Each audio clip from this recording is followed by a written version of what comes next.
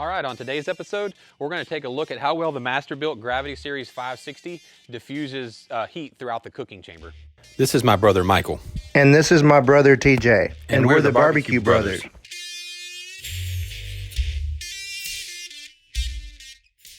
All right, so the way that I'm doing this is I'm using my temperature stabilization trick that you can see in this video that I'm going to give you a quick link to here to do just a test of the heat diffusion throughout the cooking chamber on this Masterbuilt 560. And so what I've done is I have a fireboard with the fireboard drive, but I'm just going to set it to an internal temp of 200, just a nice steady temp. And I've got 6 probes plugged in. I've got 1 ambient probe plugged in that's on the little clip, as you can see.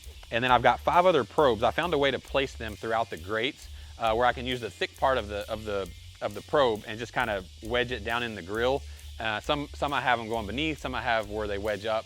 But the bottom line is I'm able to monitor 6 different areas of this pit at the same time. I'm going to do this for about 13 hours, maybe a little longer than that, and just kind of see how well it diffuses. I'm going to do it for around 8 or so hours at 200 degrees, and then I've actually got some ribs to cook.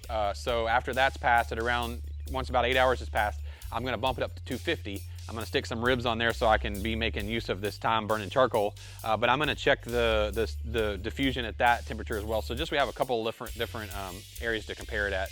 The neat thing about this is because I'm using the fireboard, I'll have a graph and I've got every single area labeled, so we can take a look at that as it goes along and see how it does.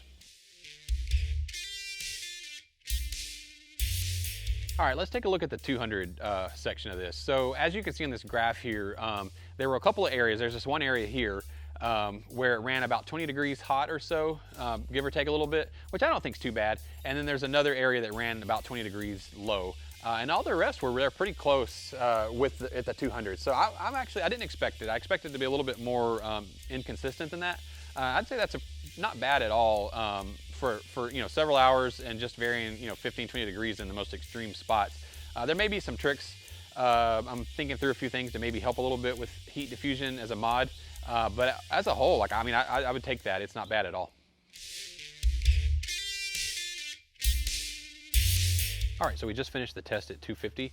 It ran for about 4 hours, and as you can see here, the gap was definitely bigger. Nothing went above the 250, which is interesting, but the gap was bigger, more like a 30-degree differential there. I think that's a sign that the higher temperature we set it to, there's going to be a curve that gets that gap bigger as we go along. So I think in the smoking range, like 20 to 30 degree difference, it's not optimal, but I don't think it's the end of the world.